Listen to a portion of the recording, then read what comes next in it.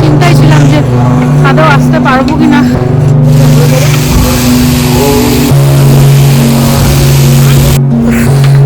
মারাত্মক।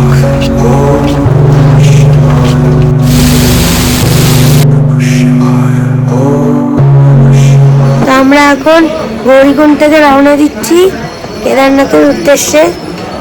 এখন time update 4টে। তো চলো শুরু করি। আমরা ভেবেছিলাম আরও আগে স্টার্ট করব, বাট হলো না। সবাই মিলে রেডি হতে গিয়ে লেট হয়ে গেছে।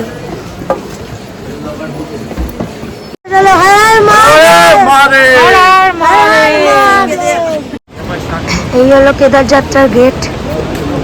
এখান থেকে মেনলি যাত্রা শুরু হবে।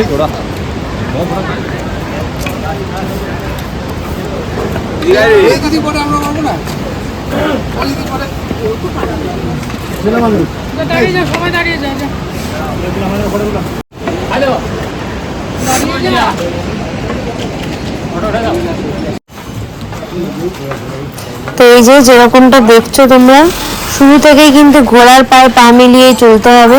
সেটা যত অসুবিধাই হোক না কেন, এইভাবে আমাদেরকে এগিয়ে যেতে হবে। এই যে ঘোড়া, এখানে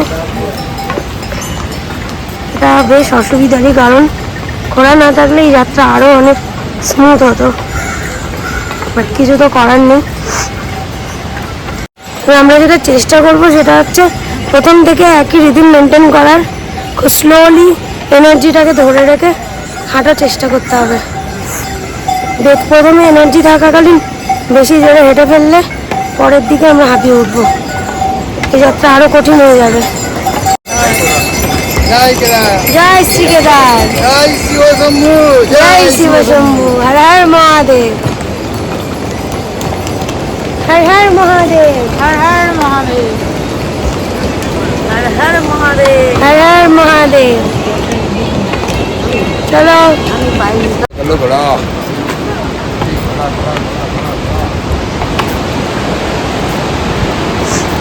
এদিকে স্রোতের আওয়াজ তোমরা শুনতে পাচ্ছ, বাট এখনো দেখা যাচ্ছে না, কেন কি দিনের আলো ফোটেনি। আলো ফুটলে তোমরা সেই দৃশ্যও দেখতে পাবে।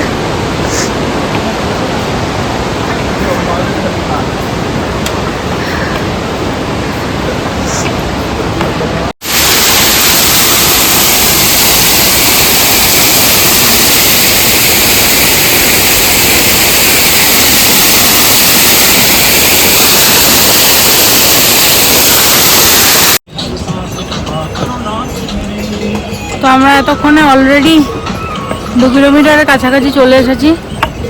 মুশকিল সেটা হচ্ছে একটাই কথা, স্বাভাবিক যেহেতু পুরোটাই চড়াই রাস্তা আমরা সবাই জানি, সেক্ষেত্রে নিজেদের এক প্রকার আমরা মনের জোর করেই সবাই হেঁটে চলছি বা যাওয়ার চেষ্টা করছি।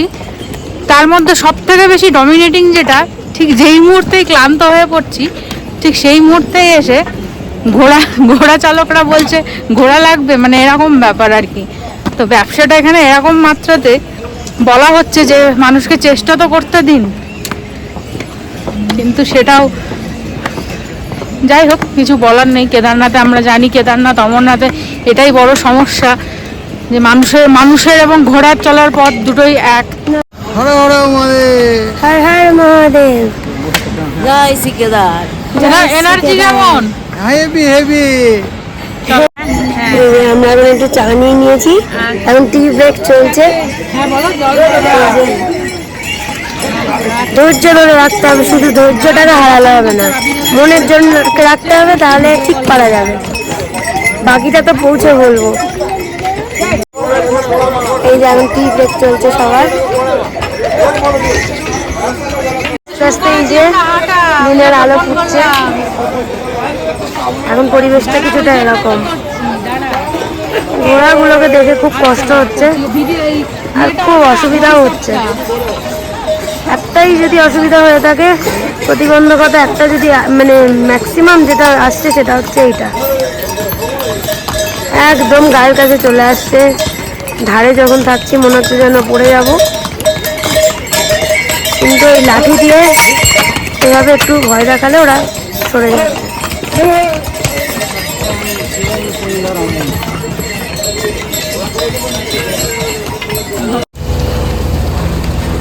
তো ঘোরার পাশাপাশি এরকম ডলি করেও যাওয়া যেতে পারে। যারা মনে করছেন যে হেঁটে যেতে অপারগ তারা এইভাবে ডলিতেও যাওয়া যেতে পারে, যেটা 4 জন মানুষ মিলে নিয়ে যাবেন।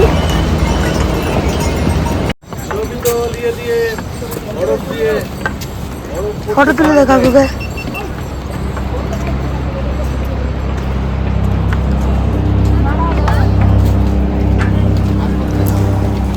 তো তোমরা দেখছো নিশ্চয়ই কত হাজার হাজার লাখ লাখ মানুষ এইভাবে একসাথে পায়ে পা মিলিয়ে যাত্রা সম্পূর্ণ করার জন্য প্রাণপণ চেষ্টা করছে। যখন মনে হবে যে পা চলছে না, যখন মনে হবে যে শরীর একদম হাঁপিয়ে উঠেছে, তখন শুধু চারিদিকে প্রাকৃতিক সৌন্দর্য দেখে এনার্জি সংগ্রহ করতে হবে আর ঠাকুরকে বলতে হবে যে আমাকে নিয়ে চলো বাবা তোমার কাছে। তো এখানে দেখাচ্ছে জঙ্গল চেট্টি 1.5 কিলোমিটার। যদিও আমরা জানি যে এই মাইলস্টোনগুলো ফলো করা একদমই উচিত হবে না, কারণ এগুলো 2013 সালের প্রলয়ের আগেকার, পরের নয়। যখন পা চলবে না তখন এনার্জি বুস্টারের মতন কাজ করবে এই প্রাকৃতিক সৌন্দর্য।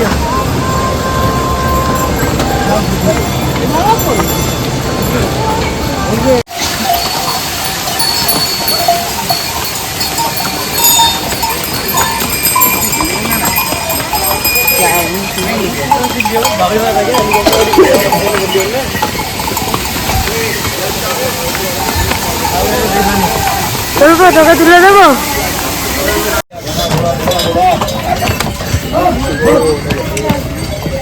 আমরা একটু হাইড্রেট হওয়ার জন্য এখান থেকে ফ্রুটস আর নিম্বু পানি খেলাম, খুবই ভালো, এটা ভীষণ রিফ্রেশিং।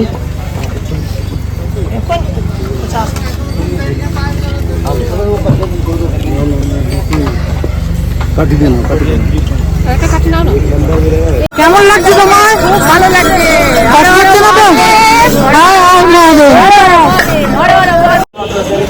আমরা পৌঁছে গেছি জঙ্গল চেট্টি। এটা জঙ্গল চেট্টি তোমরা দেখলে এখনই। জঙ্গল চেট্টি GNVM এর যেটা রুম সেটা এখানেই রয়েছে। সেটা থেকে আমরা মানে মাইলস্টোন দেখে তো বোঝার কোনো উপায় নেই, তো এটা দেখে আমাদের বুঝতে হচ্ছে যে আমরা জঙ্গল চেট্টি পৌঁছে গেছি। তো চলো, এখন সবে শুরু, এখন অনেক পথ চলা বাকি আছে, দেখতে থাকো। চলো।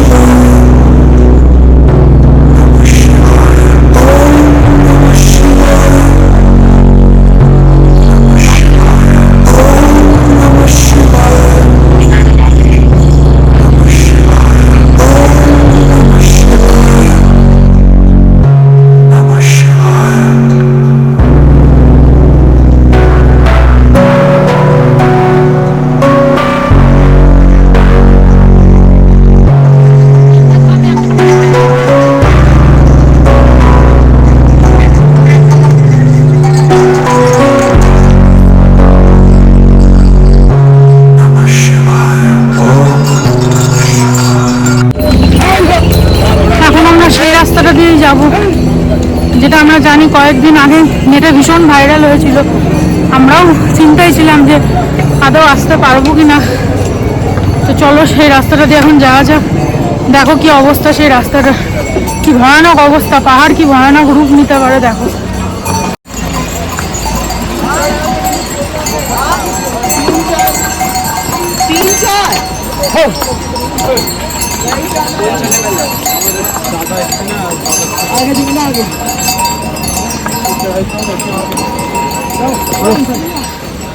জাস্ট দেখো কিভাবে এসেছিল, কিভাবে ধসটা নেমেছিল দেখো।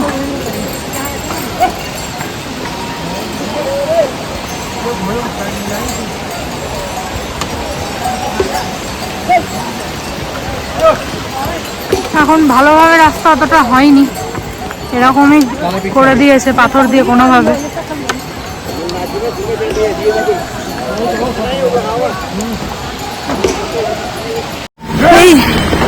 এটাই সেই রাস্তা কদিন আগে কেদারে ধস নেমেছিল বিভৎসভাবে, জঙ্গল চারটির ঠিক পরেই। কি ভয়ানক অবস্থা, এই রাস্তাটা ক্রস করে আসতে হচ্ছে।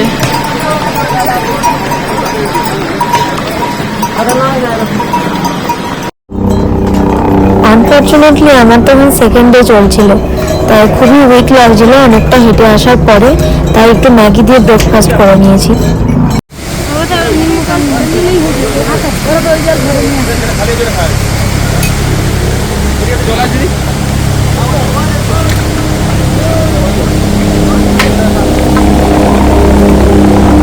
আমরা এসে গেছি ভীমবালি, এটা ভীমবালি জিএনভিএম এর গেস্ট হাউস।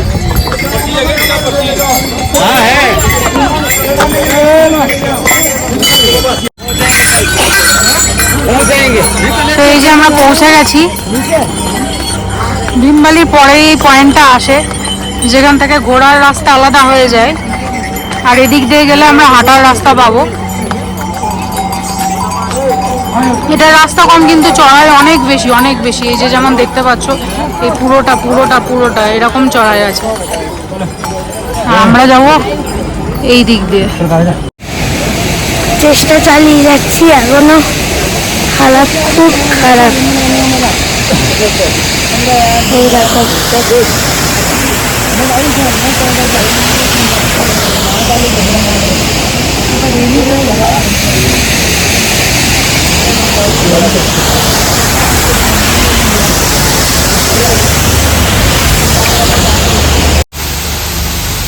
যাওয়ার পথে কিছুটা অন্তর অন্তর এরকম অনেক ঝর্ণা পড়বে, তাই জল নিয়ে কোনো আলাদা করে টেনশন নিতে হবে না।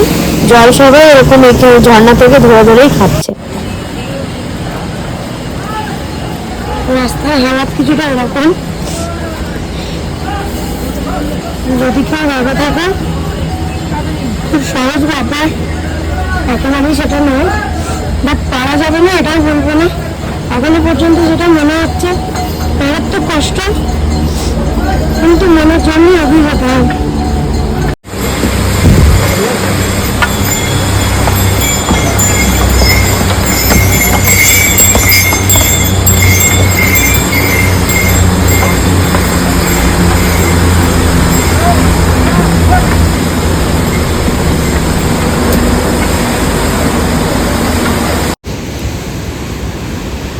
তো এই যে দূরে যে ব্রিজটা দেখা যাচ্ছে ওটাই হলো ভীমবালি ব্রিজ।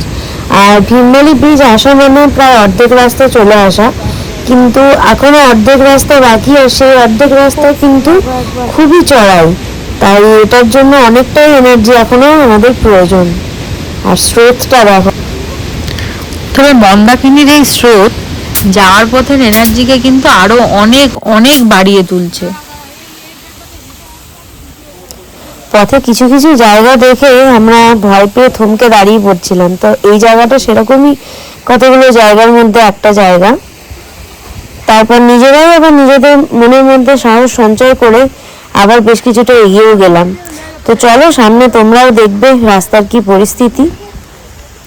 তবে একটা কথা কিন্তু তোমাদের না বললেই নয়, আমাদের বাবা মারা কিন্তু দারুণ পারফর্ম করেছে।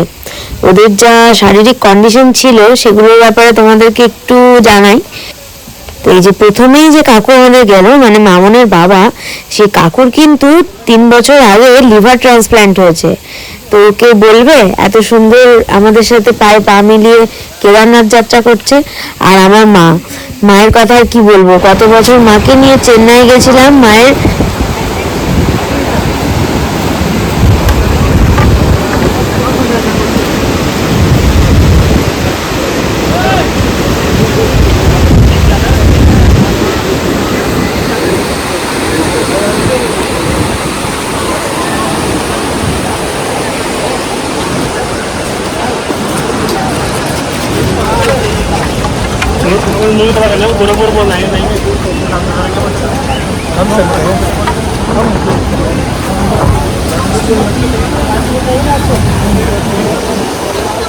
তারপর আমরা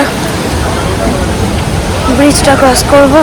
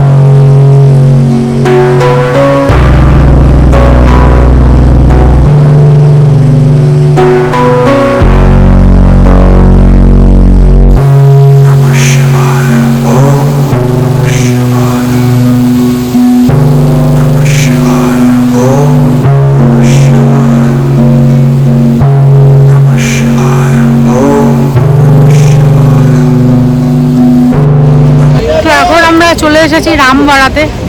আমরা সকলেই জানি 2013 সালে যে ভয়ানক বিপর্যয়টা উত্তরাখণ্ডের ওপর এসেছিল, বিশেষ করে কেদারনাথের ওপর। তো তার কারণে অনেক ক্ষয়ক্ষতি তো হয়েই ছিল, এবং এই রাস্তার একটা বিপুল পরিমাণ চেঞ্জেস আসে, যেটা আমরা দেখাচ্ছি তোমাদের ভিডিওতে। চলো, যেখানে একটা ব্রিজ আছে যেটাকে আমরা ক্রস করে এসেছি, এখানে এই ব্রিজটাকে ক্রস করে আমরা এদিকটা এলাম। তো আগে রাস্তা কি ছিল? আগে এই দিক দিয়ে রাস্তা ছিল, এই যে রাস্তাটা, এই রাস্তাটা পুরোটাই এখন ভেঙে গেছে, এই দিক দিয়ে ডাইরেক্ট গিয়ে মিশতো। এটা কি ছিল যে আগের থেকে অনেক অনেক কম ছিল, অনেক বলতে এখন অনেকের মুখে 22, কেউ বলে 24, যদিও এটাও নিজে না আসলে উপলব্ধি করা খুব মুশকিল যে কতটা পথ আসে আদৌ, মানে এটা যেতে হয়। তো কিন্তু আগে যেটা ছিল, আগে 14, 15 কি 18 এরকম কিলোমিটার হিসাবে ধরা হতো কেদারনাথকে। তখন রাস্তা অনেক বেটার ছিল, অনেকটাই বেটার ছিল। চলো, এখনো আমাদের পথ চলা অনেকটাই বাকি রয়েছে, চলো দেখতে থাকো। এই যে বাপি আর কাকু এখানে একটুখানি এক্সারসাইজ করে নিচ্ছে। ওদের এতটা এনার্জি দেখে আমরা বেশ উৎসাহ পাচ্ছিলাম, আর আমরাও মনের বেশ জোর পাচ্ছিলাম। আর এতটা এনকারেজ করেছে আমাদেরকে কন্টিনিউয়াসলি যে বোর হতে একদমই দেয়নি আমাদের। বলো বাপি।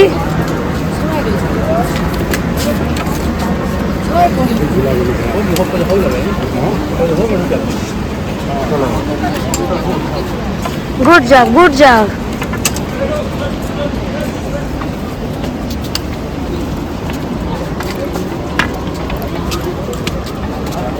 You guys have done very good job.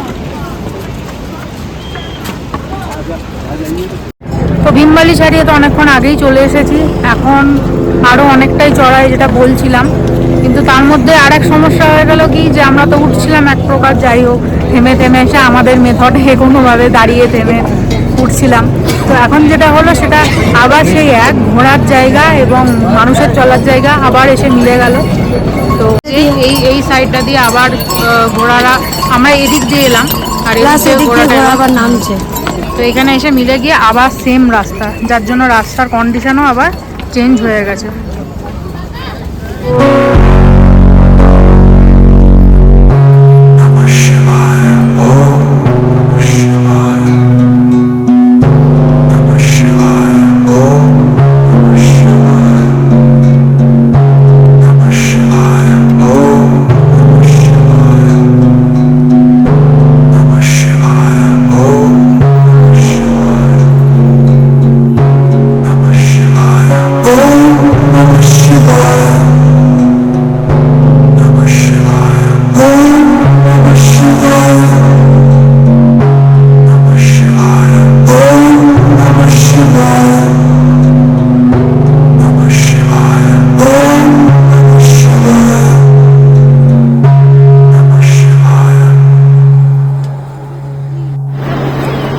আমাদের ট্রেকিং রুট ওইখান দিয়ে, এখান দিয়ে এসে এখানে এখন যতটা এসছি তার থেকেও বেশি চড়াই শুরু হয়েছে, হিউজ চড়াই, হিউজ। এই হলো শর্টকাট রুট, যেটা আমরা একেবারেই নিচ্ছি না, আমরা এই রাস্তা দিয়ে যাব।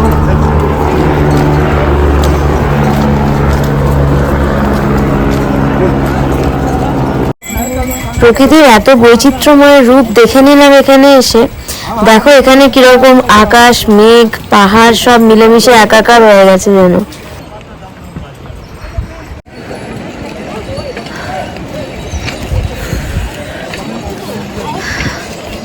এরপর আস্তে আস্তে মনে হবে পা দুটো চেপে ধরেছে, আর এগোচ্ছে না পা।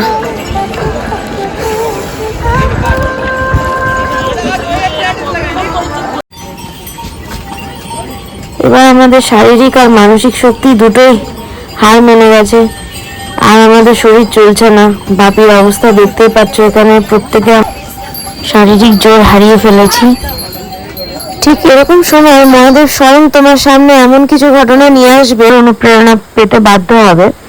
দেখো এখানে দুজন মানুষ কেমন সুন্দর দুজন দুজনের অবলম্বন হয়ে হেঁটে চলেছে। তাই সেটা দেখে আমরা আবার বসে থাকতে পারলাম না, আবার নতুন উদ্যম নিয়ে এগিয়ে পড়লাম, এগোতে শুরু করলাম। এখানে রাস্তার অবস্থাটা একবার দেখো, যেমন জল যাচ্ছে, কাদা রাস্তা, ততটাই স্লিপ হয়ে আছে, এতটাই দুর্গম, কিন্তু পুরো রাস্তাটা এতটাই দুর্গম হয়ে আছে।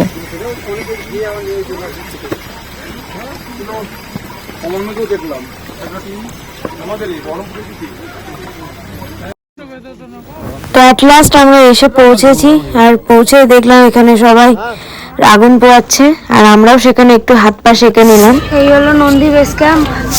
আমাদের বুক আছে টেন্ট, হিমলক টেন্টে, আমরা আরো উঠছি। পুরো শেষ, পুরো শেষ আমাদের অবস্থা,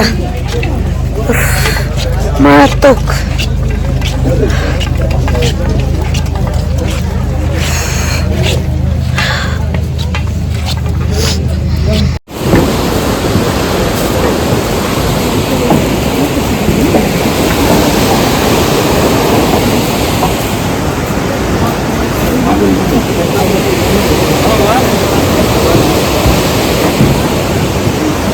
পুরো 16 ঘন্টা জার্নির পরে আমরা পৌঁছে গেছি জিএনভিএম এর হিমলক টেন্ট কলোনিতে। দেখে বুঝতেই পারছো সবার অবস্থা ভীষণই বিধ্বস্ত, সবাই ভীষণ ভীষণ ক্লান্ত হয়ে পড়েছি।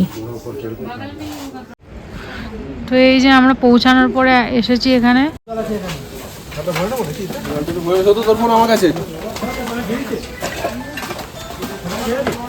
তো অবশেষে অনেক কিছুর পরে, অনেক কষ্টের পরে, মানে কতটা কষ্ট সেটা বলে বোঝানোর ভাষা আমাদের কাছে সত্যিই নেই। সব থেকে বড় কথা হচ্ছে বাবা মা যে কীভাবে এসেছে সেটা আমরাই জানি, আমরাই সেটা ফেস করেছি। তো সেই নিয়ে পরে আমরা কোনো ব্লগে আমি পায়েল দুজনেই হয়তো বলবো সেই বিষয়ে। যাই হোক, অনেক কিছুর পরে আমরা পৌঁছেছি, এখন ডিনারও করলাম, তো এবার শুয়ে পড়বো। তাছাড়া শরীর ভীষণই এক্সস্টেড আমরা সবাই, তো আমরা এবার শুয়েই পড়বো। তাও যেটা কষ্ট করে, এত কষ্ট করে ব্লগ বানানো, পায়েল বানায় এত কষ্ট করে, তো তোমরাও ভালোবাসো লিভিং উইথ পায়েল দেখতে, তো সেই কারণে তোমাদের না দেখানো সেটা তো হয় না, দেখাবো না। তো তার জন্য একটা ছোট্ট করে আমরা দেখিয়ে দিচ্ছি যে আমরা কোথায় আছি। বাকি ডিটেলস সমস্ত আলাদা পরে বলবো, কত কি খরচ, কিভাবে কি করতে হয়, বুক করতে হয়, সেটা আমরা পরে ডিটেলসে বলে দেবো। এখন জাস্ট এটুকুই বলছি। আজকে ভিডিওটা দেখো কিভাবে কোন রুমে আমরা আছি, ব্যাস। তো এই হচ্ছে tent colony, hemlock tent colony যেখানে আমরা আছি। চলো এবার আমাদের টেন্টের ভেতরটা তোমাদেরকে দেখাই।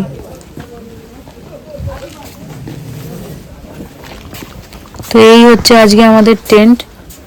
এই টেন্টের ভেতরে 10 জন একসাথে থাকার ব্যবস্থা আছে, যদিও আমরা আজকে কিন্তু 6 জনই থাকবো।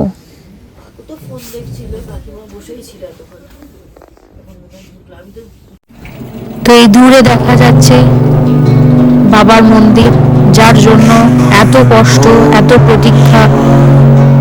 সেই মন্দির আমরা চোখের সামনে থেকে দেখতে পাচ্ছি। আর এই রাত একটা স্বর্গীয় রাত, এর অনুভূতি মুখে বলে ব্যক্ত করা সম্ভব তো নয়, তাও তোমাদেরকে দেখাচ্ছি, তোমরা অনুভব করো আমাদের সাথে সাথে।